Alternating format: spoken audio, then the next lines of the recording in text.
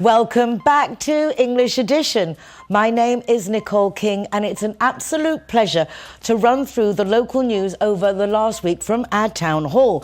Initiatives, events and upcoming activities that will be of your interest. And then we'll be welcoming local international residents to find out what they're up to, because together we really are stronger and it's nice to see what we have going on in our city. Anyway, let's start off with local news. For months now, the Town Hall's main building has presented the unusual sight of closed doors. But inside, it's a very different story, with activity continuing at full pace.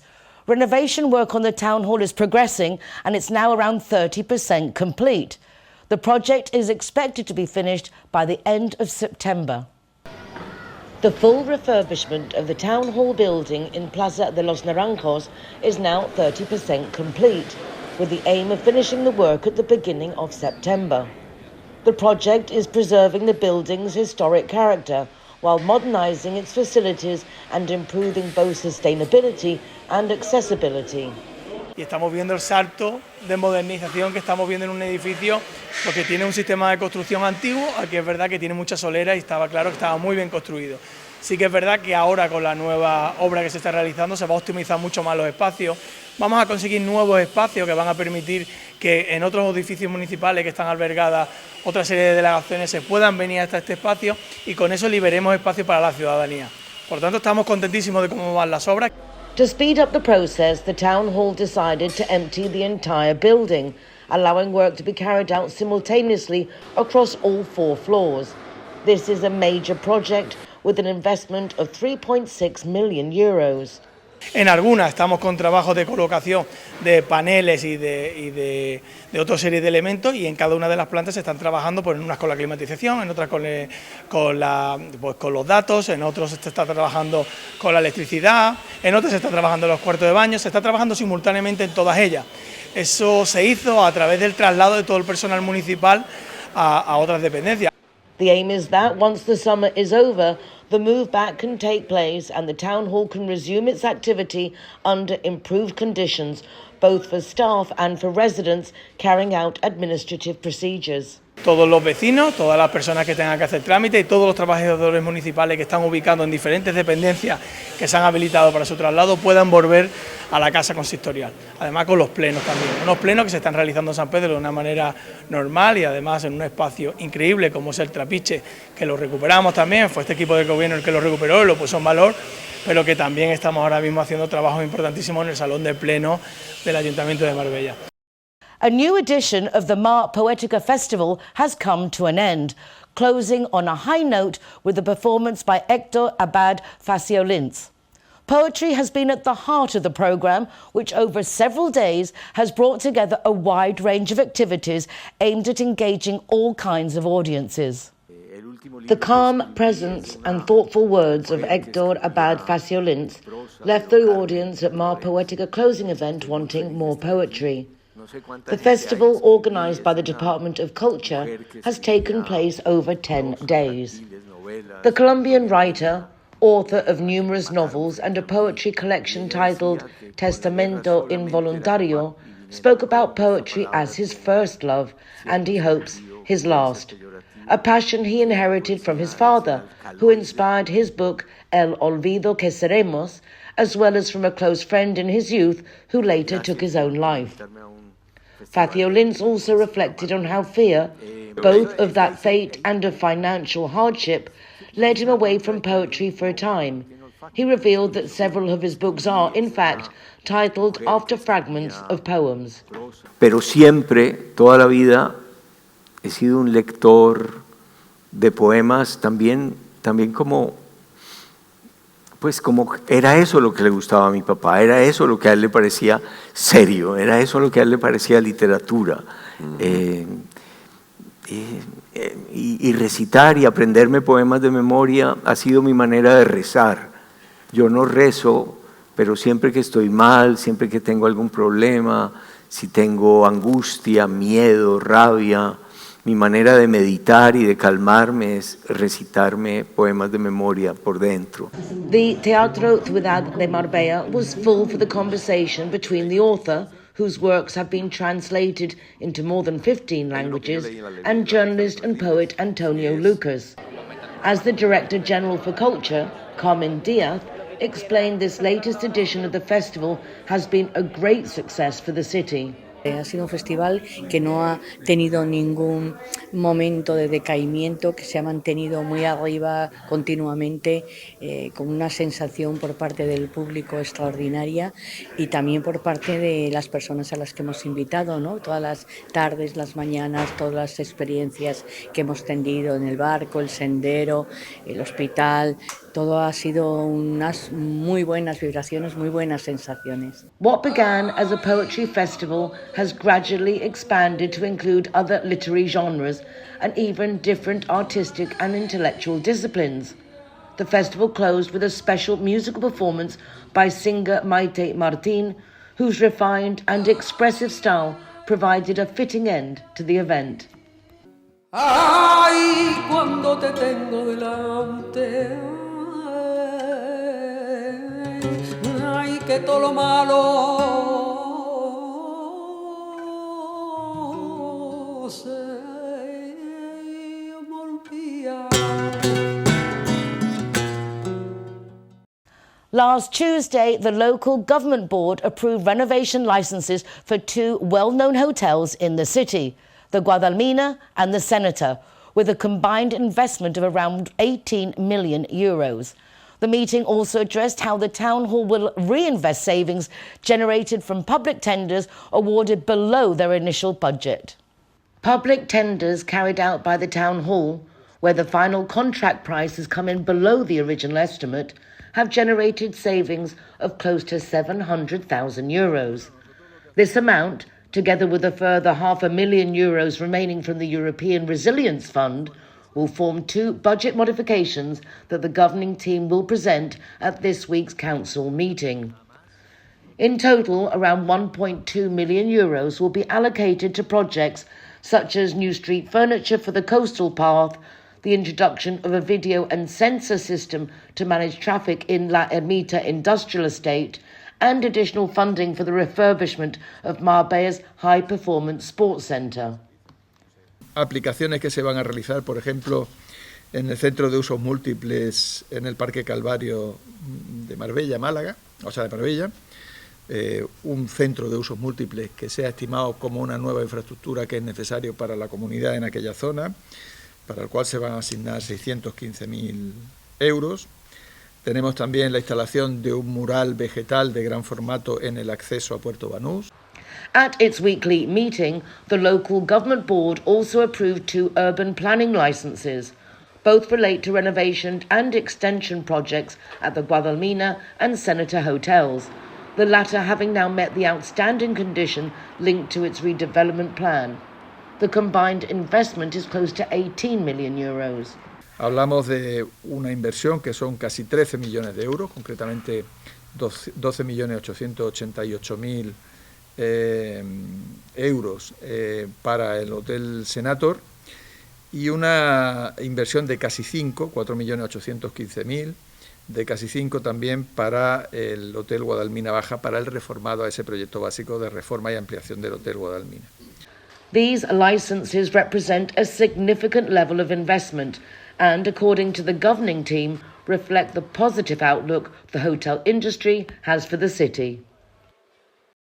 The Málaga College of Pharmacists has set up its health tent in Marbella, a space where the general public has been able to learn about the wide range of services available in pharmacies.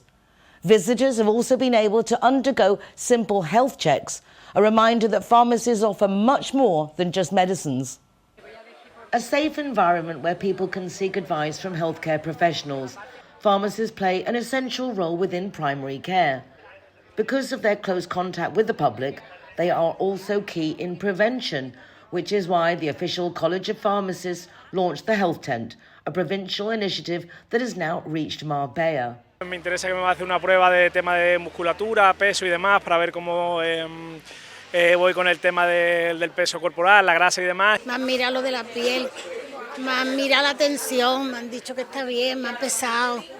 Muy bien, un reconocimiento muy agradable y muy bien. Tema de azúcar, Y el tema de la piel sobre todo, porque tengo la piel, me han dicho, muy seca, pero muy seca, y que tengo que utilizar también mínimo factor 50. Local pharmacists have offered residents the opportunity to undergo a series of free tests and screenings. Hay una mesa de cribado en donde te hace un breve cuestionario de salud, en el que no se recogen datos personales, pero sí un perfil sanitario, o sea, pues si tiene algún tipo de tratamiento, qué es lo que te preocupa, se toma la tensión, se hacen 4 o 5 preguntas y ya se deriva en función a lo que le preocupe al paciente o que hayamos visto. One of the advantages of the health tent is that it brings together a range of services that would not usually be available all at once in a single pharmacy, including cardiovascular risk assessment, circulation checks, diabetes screening, osteoporosis testing, skin analysis and emotional well-being support, among others. Una máquina no invasiva, colocas el dedo en un sensor y te analiza la actividad del sistema nervioso simpático y el parasimpático. Y en función a esa medición, pues te determina si tienes o puedes tener un principio de ansiedad, de estrés, depresión. The Town Hall has collaborated with the College of Pharmacists in organising the initiative, which took place on Avenida del Mar during the morning of Tuesday past. La apuesta que se hace hoy aquí con esta carpa de la salud sirve precisamente para demostrar que la farmacia no sirve solamente para dispensar medicamentos, sino que tienen muchas herramientas más que nos pueden ayudar a solucionar problemas. Marbella now has a strong new tool in place to protect against natural phenomena such as earthquakes and tsunamis. The risk of them occurring is not high, but it is not zero either. And if they do happen, local plans have now been approved and we now have a clear guide on how to respond and help minimise damage. Marbella has now received final approval for its local plans covering seismic risk and tsunamis. Although the level of risk is not high, having these protocols in place helps ensure a coordinated response and reduces the need for improvisation in emergency situations. The plans have been approved by the highest regional authority in this field, the Permanent Commission for Civil Protection in Andalucía. Con esto, a Marbella se pone, como siempre, a la vanguardia de la emergencia en Andalucía y en España, teniendo prácticamente todas las emergencias clave y estratégicas de nuestra ciudad cubiertas.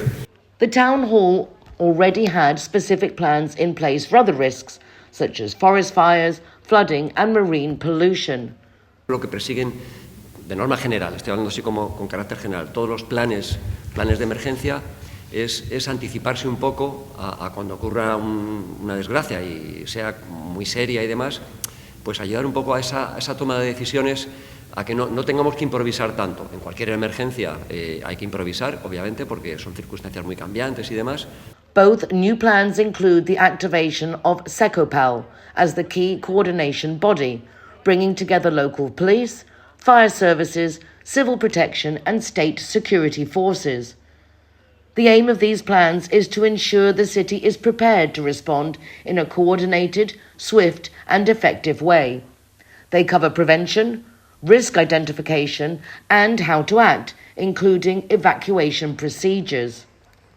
Para ello hay que indicar, y así lo hace el plan, cuáles son las rutas principales y las zonas seguras en las que nos podríamos refugiar ante un terremoto. También, como no puede ser de otra manera, se hace un inventario de medios, tanto materiales como humanos. The Tsunami Action Plan has also been developed in collaboration with the University of Málaga. Con un grupo de trabajo que existe a tal efecto y que, bueno, es uno de los pocos planes, como os decía al principio, de maremotos aprobados, homologados de toda la comunidad autónoma. Work on both plans began at the end of last year, and they also include a set of recommendations to help residents know how to respond. One of the most colourful celebrations of the year is just around the corner. The May Crosses are returning, supported by the Town Hall through a public competition that will see more than 20 on display across the municipality. Associations, brotherhoods and community groups will all take part, helping to showcase the city at its very best. A total of 25 May Crosses will be on display from the 1st to the 18th of May at neighbourhood associations, community centres, brotherhoods and other local groups across the city.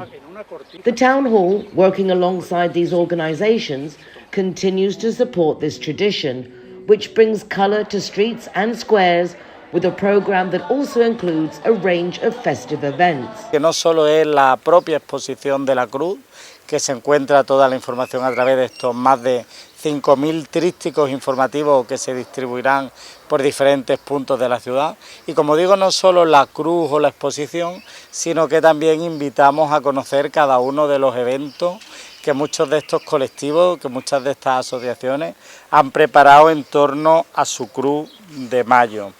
Of the 25 crosses, 22 will take part in the competition organised by the Town Hall, while the remaining 3 will be included in the programme but will not compete for prizes. Se divide el concurso en 4 categorías, que recuerdo que tiene un primer premio de 1.000 euros entre todas las categorías y después un primer premio por modalidad, por categoría de 250 y 5 menciones especiales de 100 euros. Last year's winner was the Active Participation Centre for Older People in San Pedro, with a May Cross inspired by the sea. This year they are taking part again, hoping to retain the title. Tenemos colaboradores, la Junta de Gobierno, y tenemos 2 señoras que son máquinas. Lo que no se les ocurre a ellas no se les ocurre a nadie, de verdad. O sea que el mérito no es que sea mío, es de todos en general. Y bueno, pues este año ya estamos luchando otra vez con la del 2026. Va a ser diferente, claro, no podíamos repetir lo mismo. Pero muy original también y creo que muy bonita. A specialist jury will select the winning crosses with the results to be announced at the end of May. Marbella's new National Police Chief is meeting first-hand all the members of SECOPAL, the local Emergency Coordination Committee. La Concepción Reservoir is a key infrastructure in flood risk situations, and that's why she has carried out an institutional visit there this week. An institutional visit to the La Concepción Reservoir has been organised by the Department for Public Safety, allowing Marbella's new National Police Chief, Esther Martín, to see the system in operation firsthand. It is a key piece of infrastructure for the Costa del Sol and becomes a critical point for safety during periods of heavy rainfall. Both the reservoir system and the National Police, together with other emergency services, form part of SECOPAL, the local operational coordination centre and a key body in managing emergency situations. This is why the Town Hall has acted as host and intermediary for the visit, as the new chief has only been in post for a month.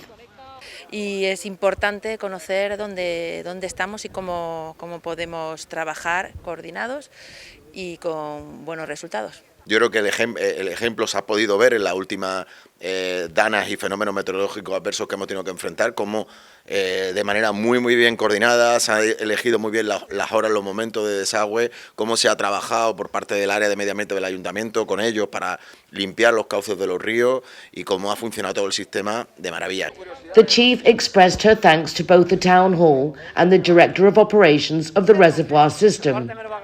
Engineer and Head of Operations, Virginia San Juan, explained how the infrastructure works, collecting water from the Rio Verde as well as from the Guadaiza, Guadalmina and Guadalmansa rivers.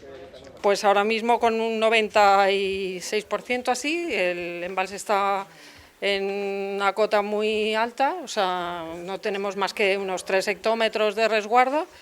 Y claro, lo ideal aquí al ser embalse pequeño es que lloviera en primavera para llegar al verano y que llegara en otoño para llegar a primavera, pero eso normalmente pues no es así.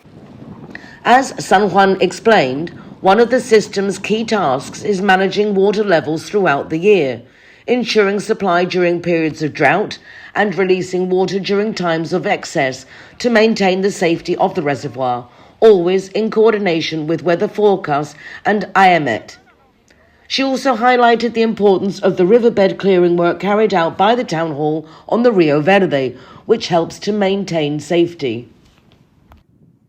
Cyber scams are increasingly common and are now one of the main concerns for businesses.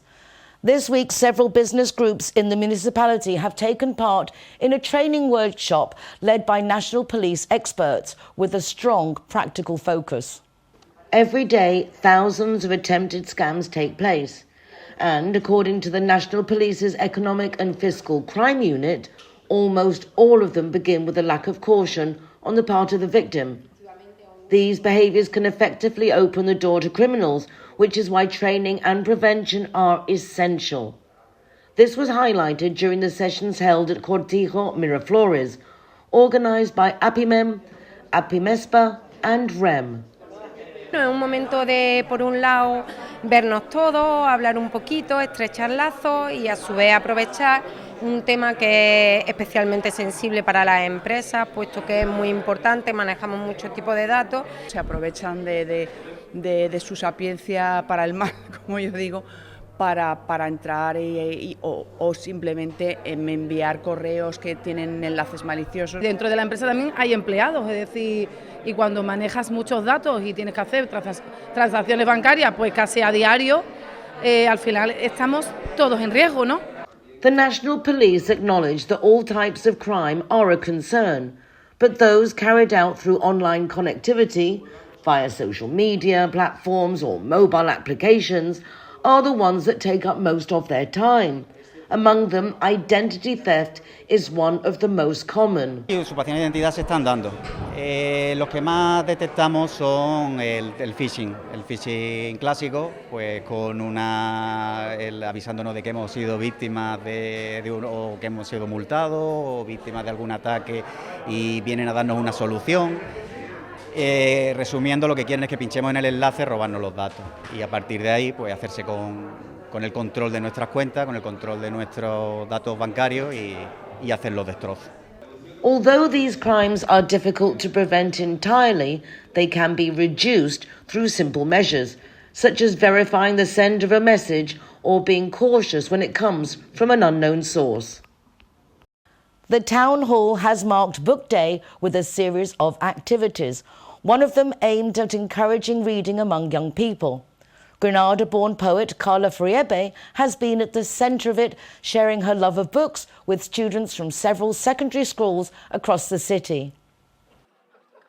Everything you read is worthwhile, even if it's not always great literature, and not everything you write will be extraordinary from the start. So the important thing is to fail high.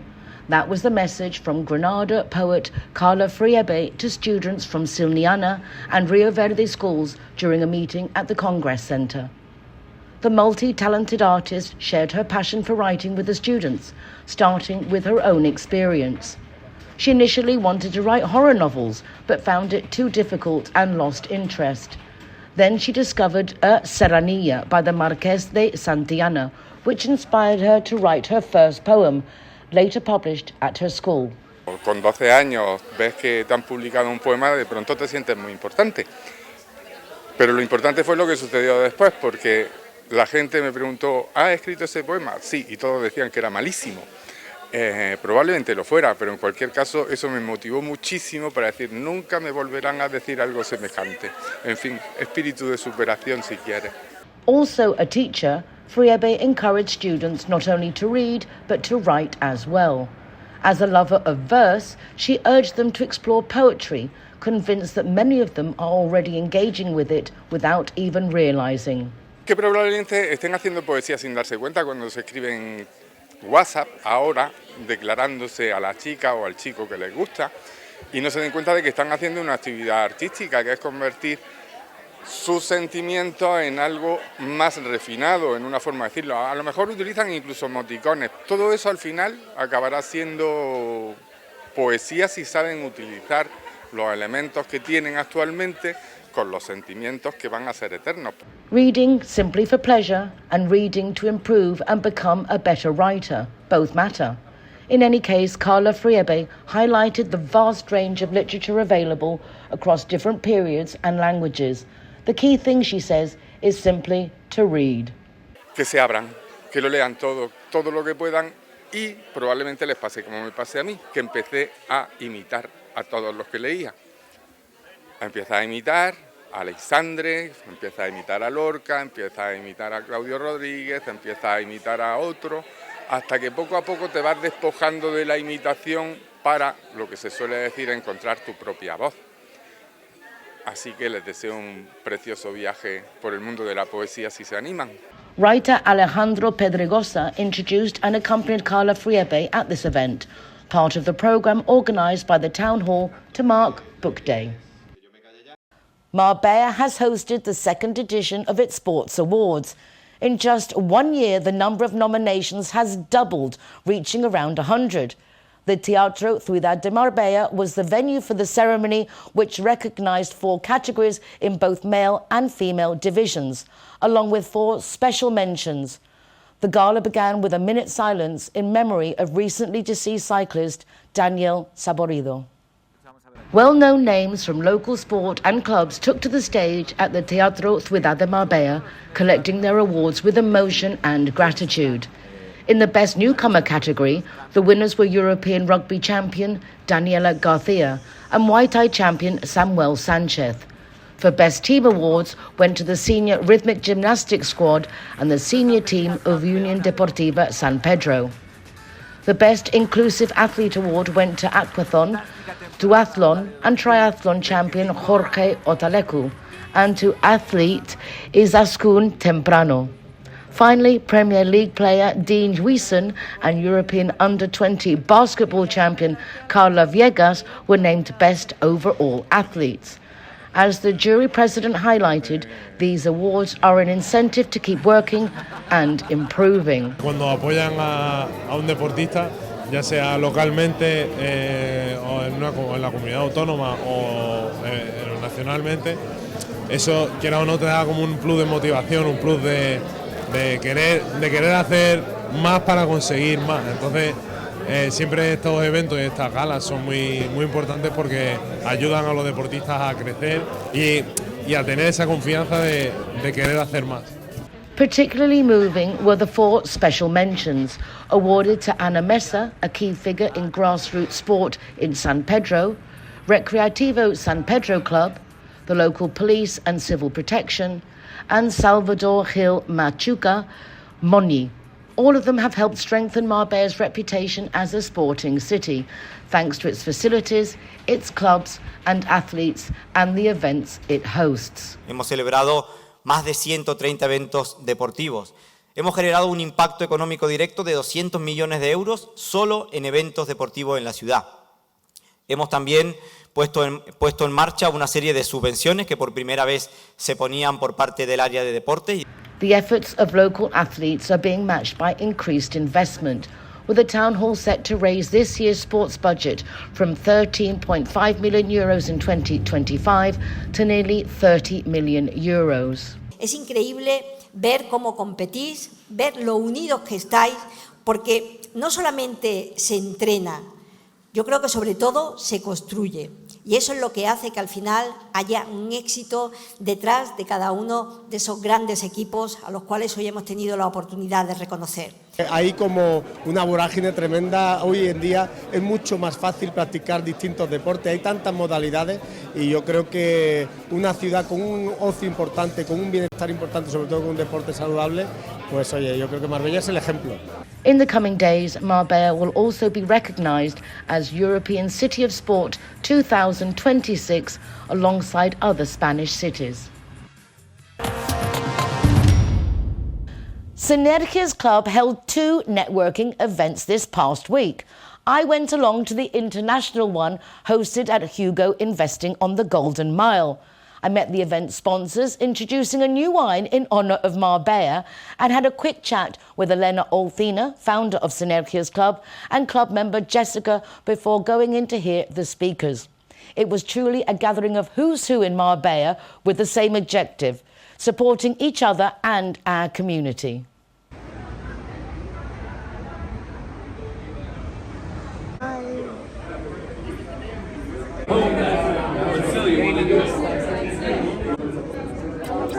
Anfitriona, chicas.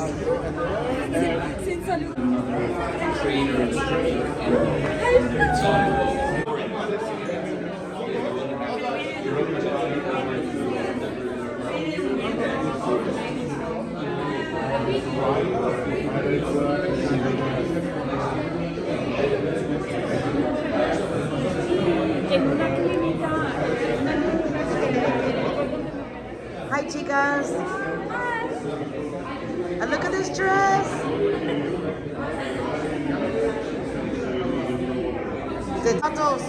Detallazos. Holger and Daniel are representing a new wine to the Costa del Sol. No, it's not for Ibiza or Saint-Tropez, just for us in Marbella. Holger makes the wine. Daniel is going to be the half of the business that's going to be representing it here in Marbella. Guten Tag, willkommen. Willkommen, yes, thank you. Nice to meet you. You guys are sponsoring this event. Yes, we do. Tell us a bit more about yourself, Holger, and the wine. I'm coming from Germany, and I'm a sommelier, and I'm selecting from different friends and wineries the round wines and putting it together to my own wine, and so creating a new wine. And I founded the idea because who needs Ibiza or Saint-Tropez if you have Marbella? So that was the idea, and my good friend, an old friend since more than 30 years, Daniel, moved here to Marbella. He became the representative for this wine in Marbella, and so he's the sales guy you have to talk to here. Well, Daniel, delightful to meet you as well. Have you been living in Marbella for a long time? Since summer of 25, we enjoy living here, so it was obvious to bring the wine, and we love it. Is this what you two would drink back home together? Yes, from breakfast till midnight.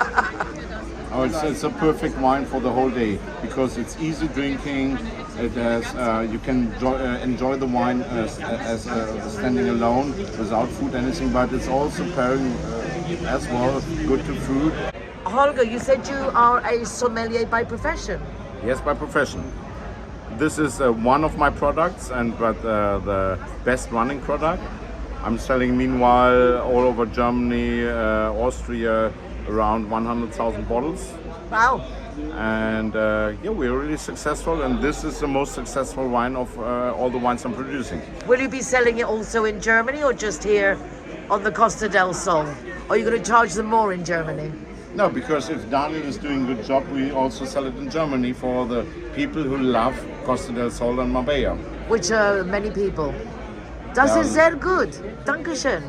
Of course, you're welcome. Thank you so much and congratulations. Thank you. Thanks for having us.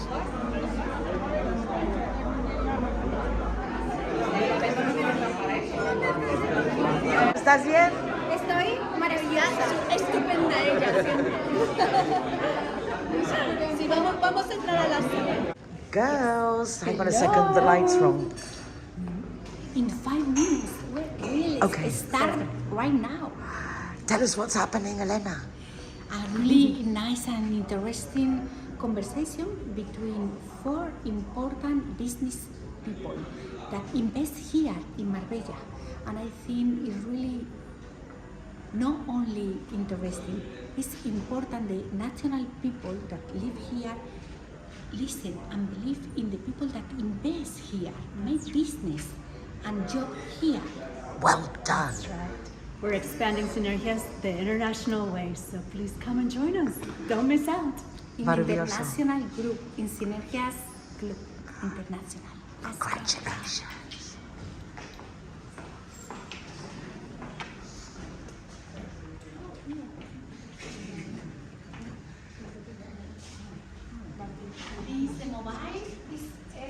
Airplane mode. I'm getting to the age where my arms aren't long enough to read. Usually people in their 60s are already wearing glasses, but I've resisted, not because I perhaps don't need them. Is this wise?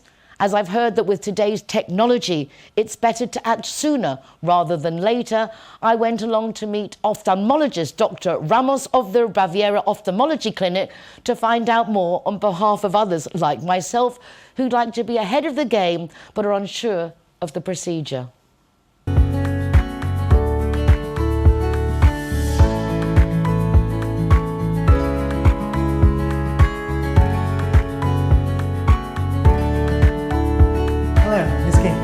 Dr. Ramos, thank you so much for receiving me. Very nice to meet you.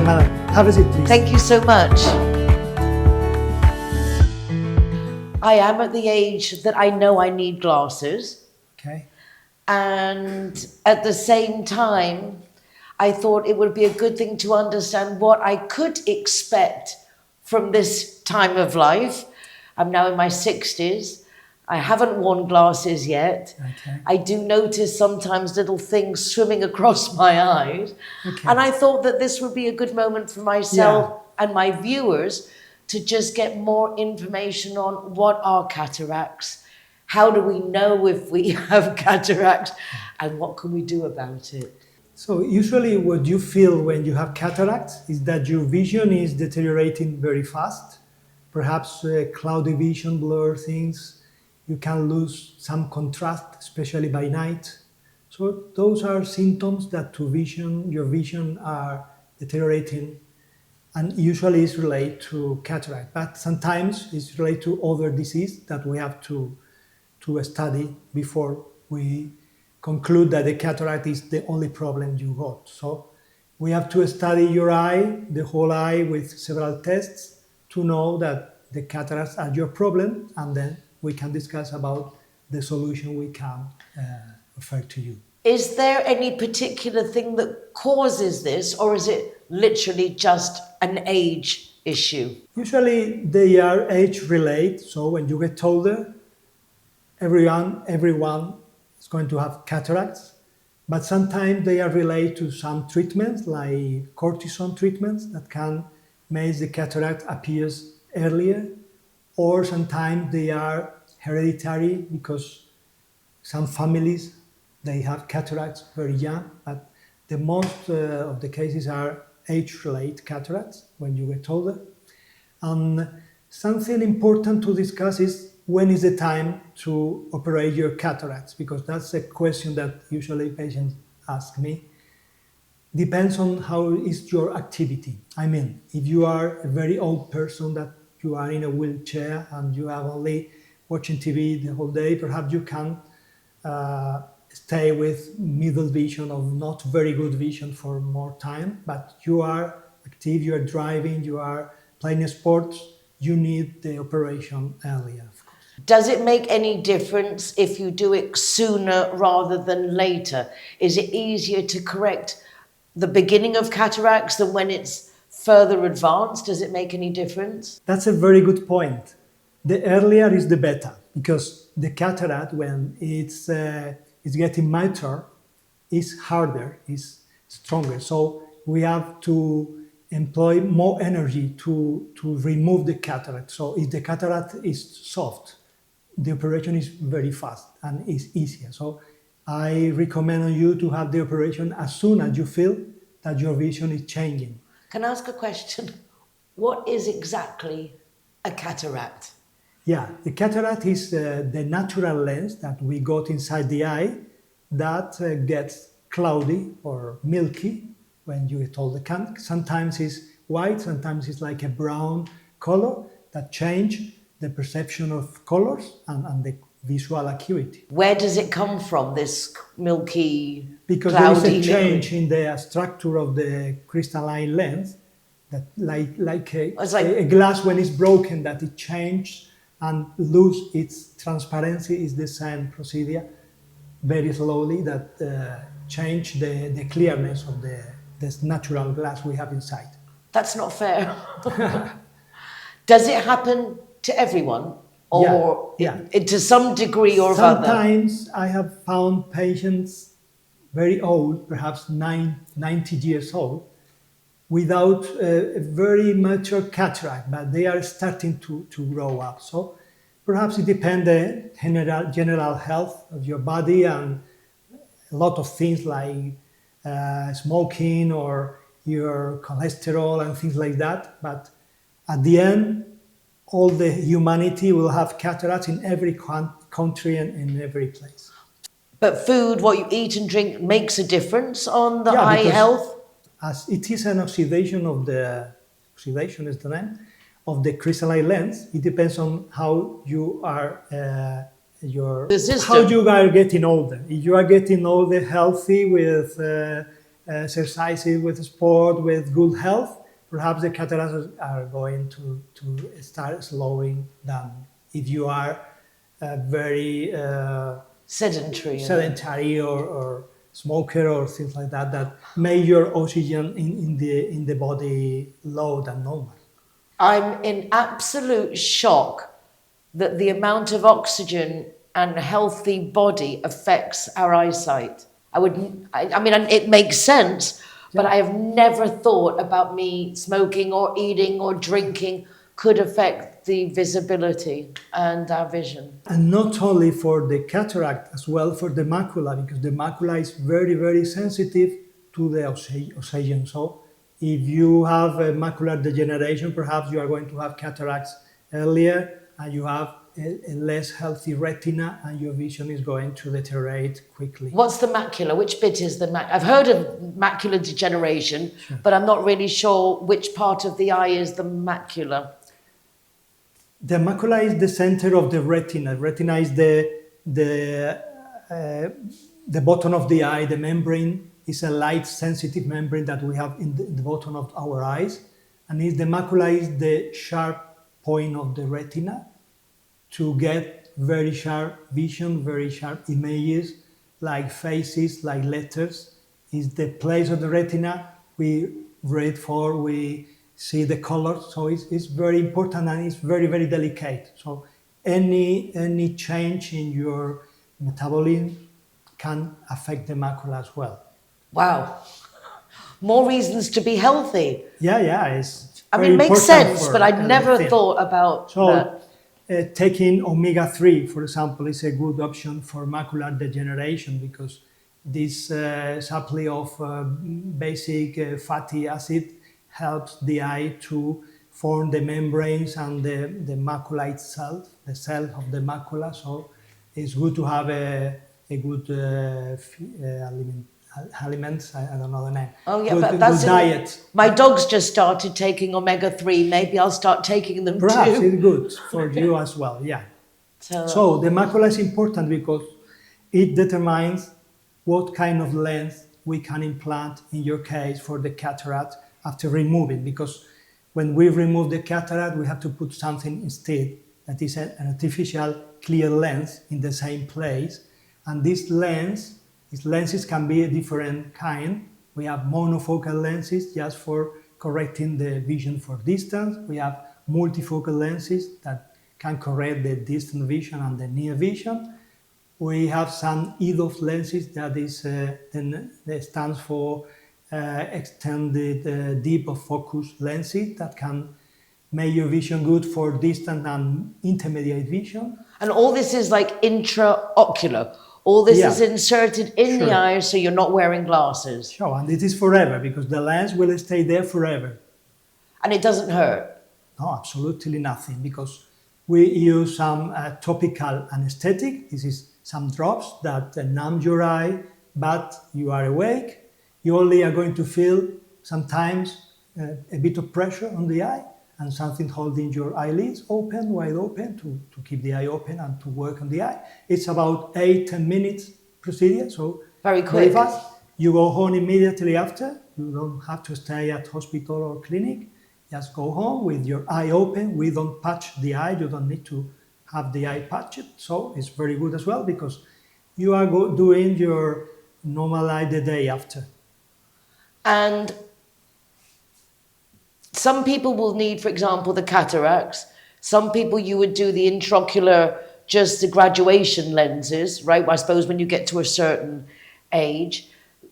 Is everyone suitable? Do you do tests beforehand to see if the person, is it suitable? What kind of test do you have to do first? We always have to implant a lens, because the lens is some power of the eye that we have to substitute with an artificial one.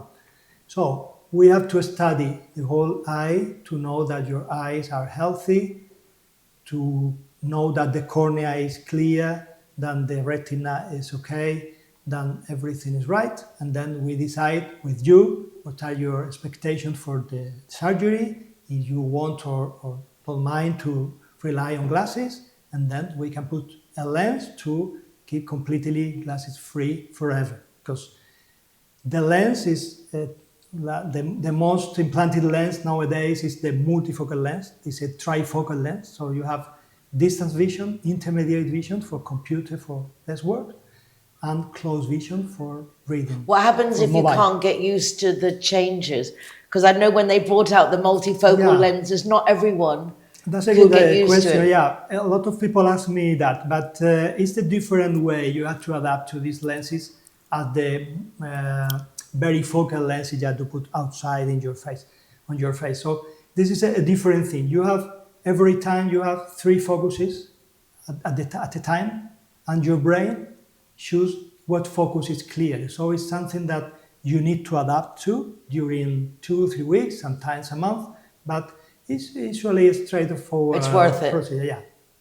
This is absolutely fascinating. I can't thank you enough, Dr. Ramos. It's really nice to see how many people you must help by knowing all this information, because we rely on our eyes, and I'm beginning to realize that it matters more than we give it credit for. I would like to say something more, that is, you don't have to stop any treatment you are taking now for the surgery, including blood thinners, because the operation is completely without bleeding and without stitches. So you don't need to stop any medication for blood pressure, for anything you are taking. So this operation nowadays is so easy and so fast that you are doing absolutely normal life in 2 or 3 days, including sports, including driving, including everything. So it's very fast and very, very happy for people. Sounds wonderful. Your clinics concentrate just on this type of operations. I would imagine there must be therefore a high success rate. Of course, yeah. I have been doing that for more than 25 years here in this clinic, several years before in other places, and 99.9% of patients are very satisfied without any complication, because nowadays the operation made in this ambulatory way with only outpatient system that is so fast, so safety, that the complication, the only problem is that after the operation you have some inflammation, mild inflammation usually, that we compensate with some eye drops that you have to put several weeks, and some antibiotics to avoid an infection that is very, very strange. So it's really a very safety procedure, and usually people change its life because they see the colors and the things better than now as before, as you saw before. Yeah. It is a privilege to be able to see. Thank you very much, Dr. Ramos, for all the people you help. Fascinating, really, really interesting.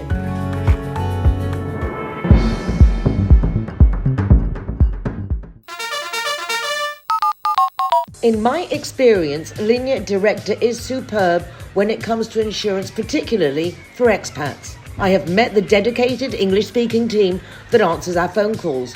Real people with real families who take pride in providing the best service.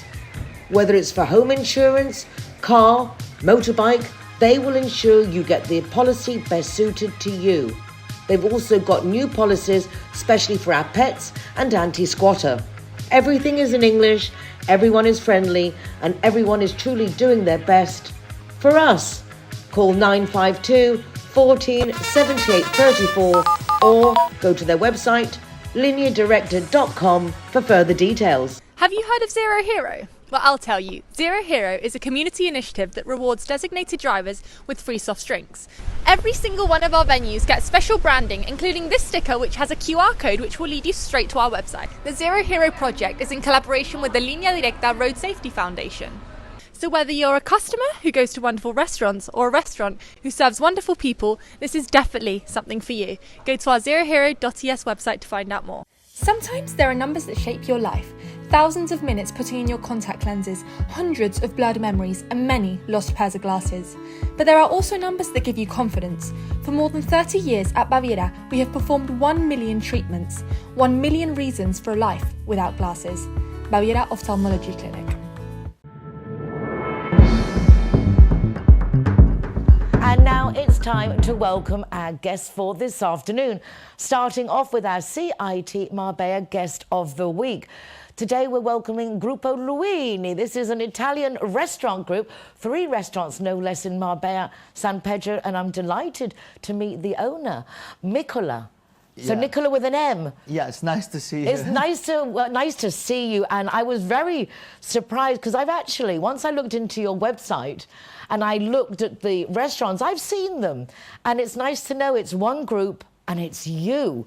So welcome to English Edition. Yeah, thank you so much. Yeah, thank you so much that you are invited our group here in the studio to explain about us, about our business, about our team, because this is very, very, very important for us, that the people knows who was the face of the business and how we are grow up in so short time here in Marbella. Undeniably, and I love it. I believe you're from the Ukraine, and yet you're speaking as if you were the Italian with that joy.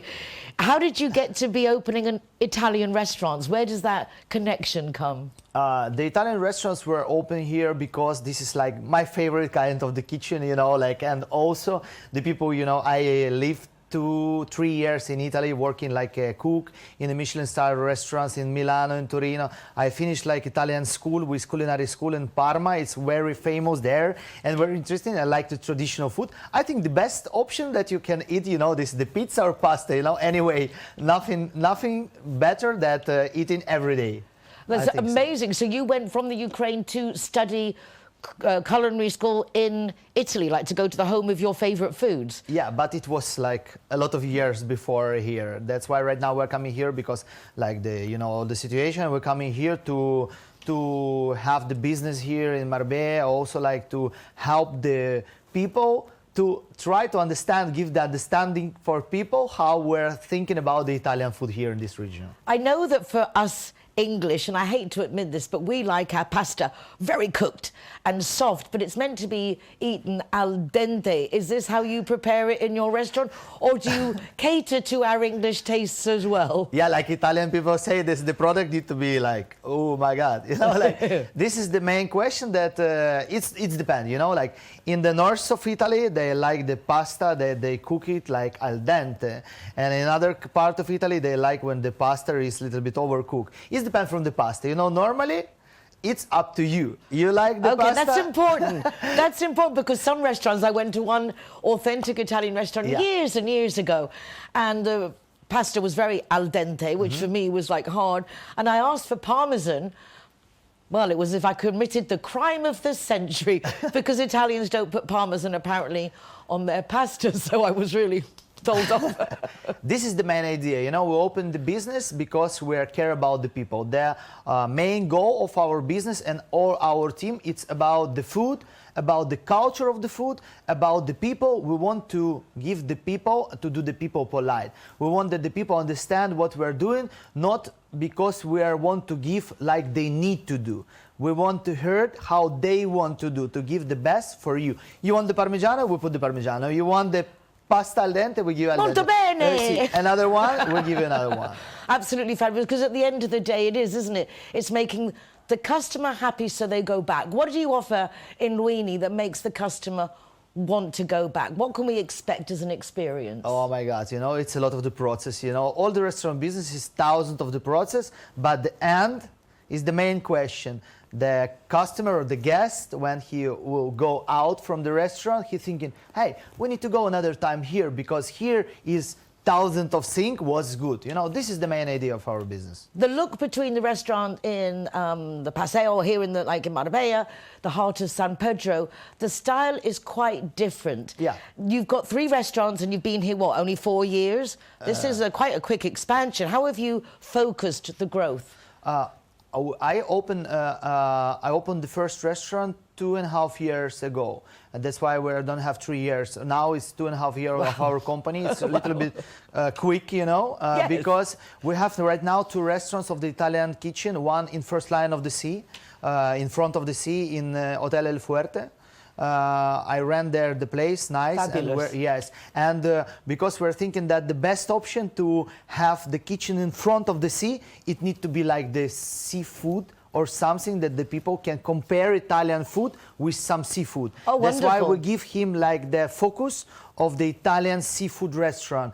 Another one, Luini, that we had it, the first one that we have in San Pedro, it's like the small osteria, you know, like this like typical Italian, very cozy, very small, with fabulous service, and the people who know you, your name, your children, Yes. and our service know everything about you. When you are coming and start to speak with them.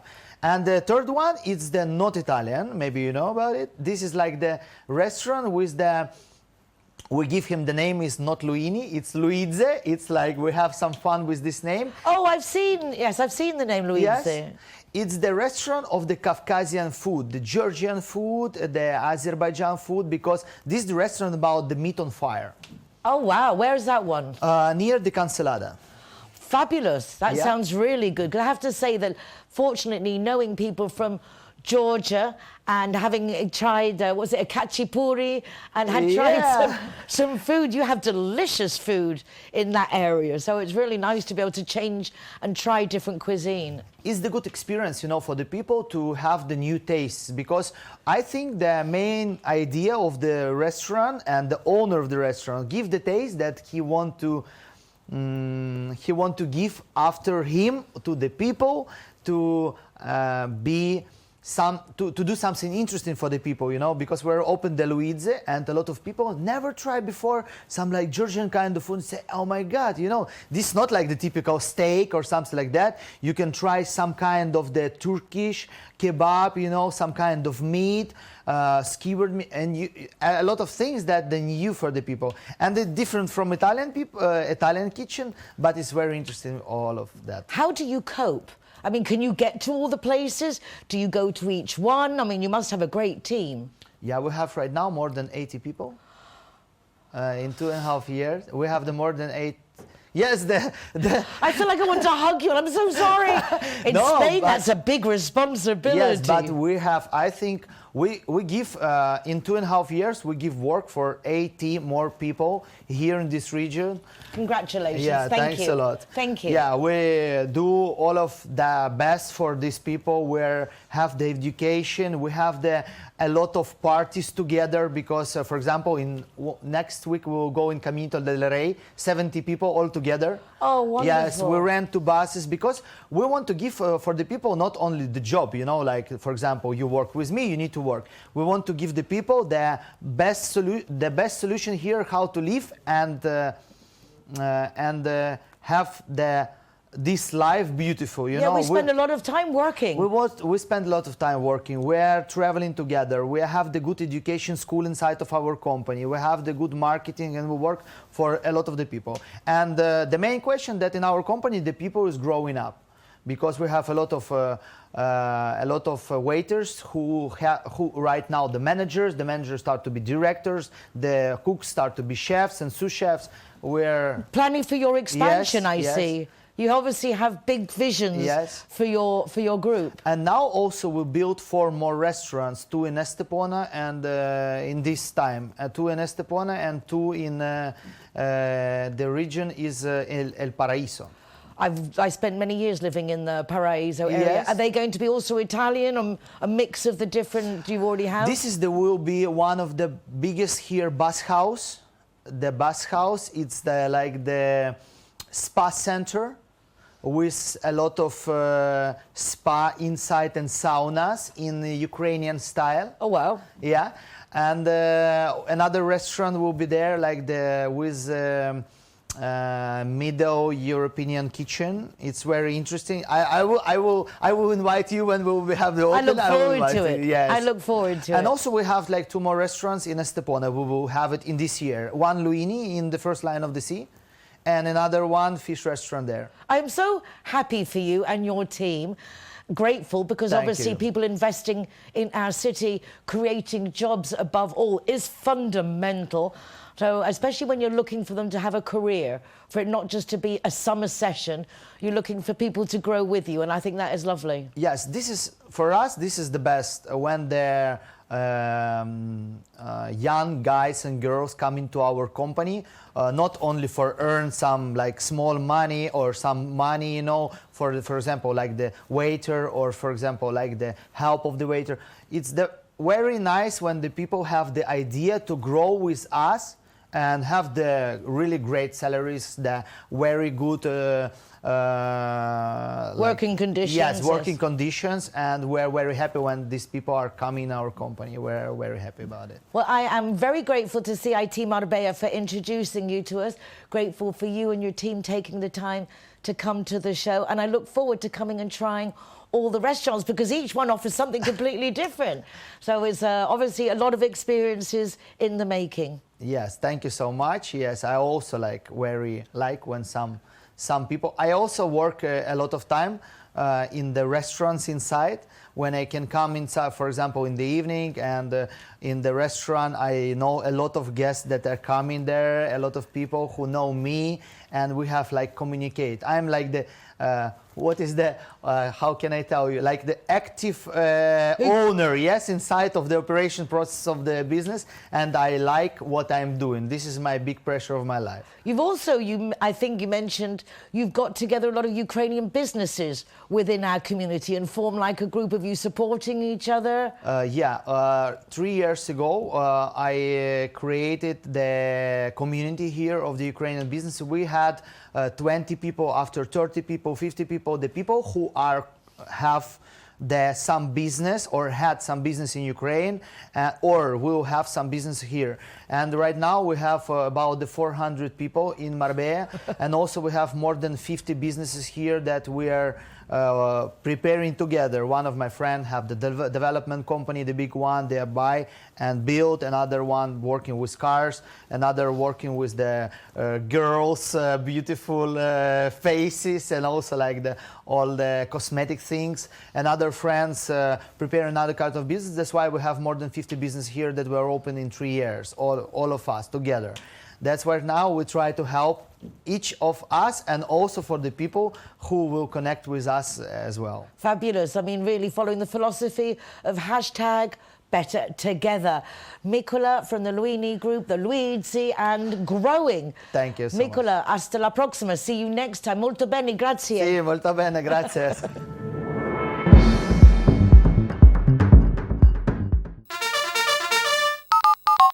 In my experience, Linea Directa is superb when it comes to insurance, particularly for expats. I have met the dedicated English-speaking team that answers our phone calls. Real people with real families who take pride in providing the best service. Whether it's for home insurance, car, motorbike, they will ensure you get the policy best suited to you. They've also got new policies, especially for our pets and anti-squatter. Everything is in English, everyone is friendly, and everyone is truly doing their best for us. Call 952 14 78 34 or go to their website lineadirector.com for further details. Have you heard of Zero Hero? Well, I'll tell you. Zero Hero is a community initiative that rewards designated drivers with free soft drinks. Every single one of our venues gets special branding, including this sticker which has a QR code which will lead you straight to our website. The Zero Hero project is in collaboration with the Linea Directa Road Safety Foundation. So whether you're a customer who goes to wonderful restaurants or a restaurant who serves wonderful people, this is definitely something for you. Go to our zerohero.es website to find out more. Sometimes there are numbers that shape your life. Thousands of minutes putting in your contact lenses, hundreds of blurred memories, and many lost pairs of glasses. But there are also numbers that give you confidence. For more than 30 years at Baviera, we have performed 1 million treatments, 1 million reasons for a life without glasses. Baviera Ophthalmology Clinic. I'm always saying it's not what you know and not who you know, it's who knows you that matters. Well, my next guest has come through one of our team members here at Radio Televisión Marbella, Joaquin Escriña, and he knows this lovely lady Sofia's family and said to me, you need to meet Sofia. She's an authentic Marbella, few and far between, and her career has taken her on a path that I think a lot of us will benefit from. Sofia, so lovely to meet you. Thank you for coming. So nice to meet you. Thank you so much for having me. And quite amazing that you are an authentic Marbella baby. Yes, I know. We're very rare these days, to say the truth. Really, because there's so many foreigners who've come and moved in that I actually have to say sometimes sometimes I feel vergüenza ajena. I feel a little bit embarrassed that we've taken over to such a degree. But it's still home, right? You still feel like you're in home. I love it, and I love all the different backgrounds that it brings to Marbella as well. Where did you study? Did you go to a Spanish school, international school? I studied in San Jose, so full Spanish education, and then went over to Manchester for my university degree. Big shock, isn't it? A big change going from living in, particularly in the Costa del Sol, to Manchester. Oh, absolutely. It was a bit of an adjustment, for sure. What was the hardest part of it at first? I'm not going to lie to you and say the most obvious answer, but it was the weather. Just the weather is also the greyness. I think more than it being cold, it's the lack of light for me when I go back to England. 100%. The 3 p.m. night times in winter were a shock to the system. But Manchester is one of the best cities to go to study for the atmosphere, the student base, the facilities in the city. I wanted to go to Manchester University. It was the only one that did Spanish as a first language back in the day. Yes, so that was I did that degree. That was high on my list. And from Manchester, where have you been since? Well, I lived in Manchester for about 10 years total. So, really? Yes, I worked at a few different brands and agencies, both on the e-commerce, beauty, Look Fantastic, Misguided, and then moved over to agency side and now kind of work helping other brands in general, more internationally. And when you say helping other brands, how? What is it that you actually do?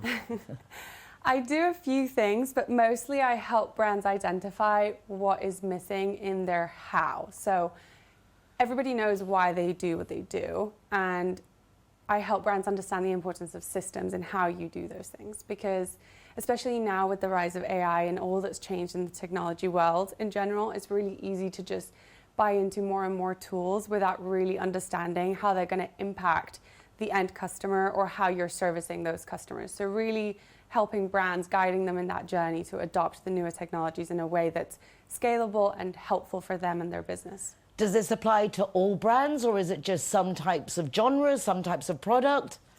I think there's an infinite amount of AI tools and things that are coming up that I think every brand is able to benefit from it. I've got clients in services, business technology, clothing brands all over the place, and many countries as well. So I think everybody could benefit of at least exploring it as well. But what kind of things would it offer a business? Why would I want to use AI? Why can't I just have people do it? What would be the benefit?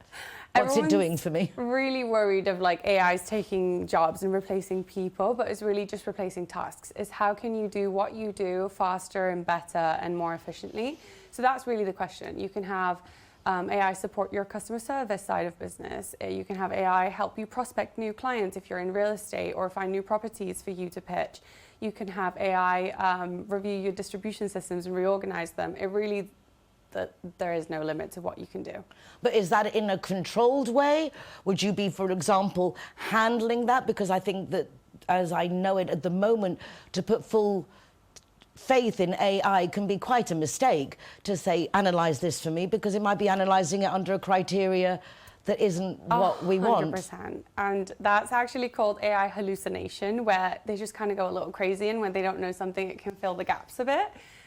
So definitely that's why it's important to have somebody who understands AI guiding you through that process and really holding your hand in terms of like, is this really going to be helpful for my business? And like I said, not just buying into tools because they sound nice, but building a strong foundation in a simple way to then build on. So starting slowly definitely is my biggest recommendation here. So your mission is to teach people which applications or things that they should use, and then you're away from it, or are you someone who would be hired on a continual monthly basis to input certain infrastructures and then maintain them? So I do both, actually. I work on a consulting level where I can help brands understand, I train teams up, and I help guide them into understanding how they can manage it. And some people are super tech savvy and like really take it on board and like love it. And then there are people that absolutely just despise it and are like, I want nothing to do with it, but I want it applied to my business and I want the help that it brings. Or they just don't have the time to do it. Absolutely. So both ways, honestly, and it's just whatever fits best to my clients in that sense. So, for example, let's say a company comes to you and says, how can you help me? I have I don't know. Let's say, for example, an initiative like our Zero Hero initiative, and it offers free soft drinks to designated drivers, a community thing in Marbella. Let's how is that? Sophia, how can you help get that out to the public, know where is interesting? Because it's like also knowing who's looking when you put information out online, isn't it? It's like, am I putting it in the right place on TikTok? Should it be on Instagram? Maybe it should be in LinkedIn. That's also an aspect, I believe, of what you do is 100%. Is like judging what works and what doesn't. 100%. And I think it's a matter of looking at the project and saying, okay, you want to do this community initiative and you want to put it on social media. How much time do you need to invest in creating a million different variations of ads and having a creative team work on that and shooting lots of content and then making these advertisements, spending all this money and optimizing and tweaking things and so on? There are tools that can simplify that process tenfold, make creative assets for you, the technology that creates images for you instead of paying a whole creative team to make advertisements as well is a huge saving for businesses that maybe don't have immense budgets initially, or are community-driven events that don't have immense budgets that they're working with in order to get the word out there. So it's really just finding the tools that are going to facilitate maximum reach for little work and output from the teams, that let them have the time back to do other things. A lot to learn. It's a whole new world out there. And I think of my age group, on the one side it's fabulous the way I do use it, and the other side it's terrifying because I don't see that it can be controlled, and that is a little bit scary. But I do see that it is ever so useful if we know how to use it correctly. And that's the most important part, is really just taking the time to understand it, or having somebody help you who does understand it, and not just running blind forward, because that's when you get open to things being shared that you don't know about, or things being generated that are not true. So definitely the biggest thing to keep in mind is to be safe with it. Fabulous. Well, Sophia, delighted to meet you. Is there anything else we should know? Anything to watch out for? Is like the first big thing is like, whatever you do, don't do this. My biggest takeaway for any business that's looking to invest in AI and work with their team or try and expand with it is to start small and remember that AI is never going to replace people. It's going to replace tasks and repetitive time-consuming things. So having people that understand it and can work with it is what's going to really make your business better and bigger over time. Well, I am delighted to meet you, and I know a lot of people will benefit from your services. I put my hand up, I'd like to book a consultancy with you, because it would be nice to know and see whether for the TV and for our community initiatives, if we're doing the right thing of getting the word out there to the people we want to know. Absolutely. So you're back in Marbella now? You're going to be staying here? Yes, back here full time. I live here with all my family, so very happy to be here. Well, lovely to have you back. And with such knowledge and experience, it's exactly what our city needs. Sophia Toback, encantada. Lovely to meet you. You too. Thank you so much for having me. And that is it for this week. How lovely to have met that lovely Sophia. And as you can see, this is going to be very important for all of us, learning AI and how it can benefit us, whether we're little entrepreneurs or big businesses. And how lovely to meet Nicola and the Luigi group that is growing so exponentially here in our city and giving all that employment. If you would like to watch recordings of the programme, you can do so. Go to my website, nicoleking.es, with a link here to RTV Marbella, also to my column in the Euro Weekly News, Marbella Moments, and our zerohero.es initiative rewarding the designated driver with free soft drinks. Why pay if you don't have to? That's it. Take care of yourselves. Be nice to each other. And I look forward to seeing you again next week for more of what's going on in Marbella now. Bye.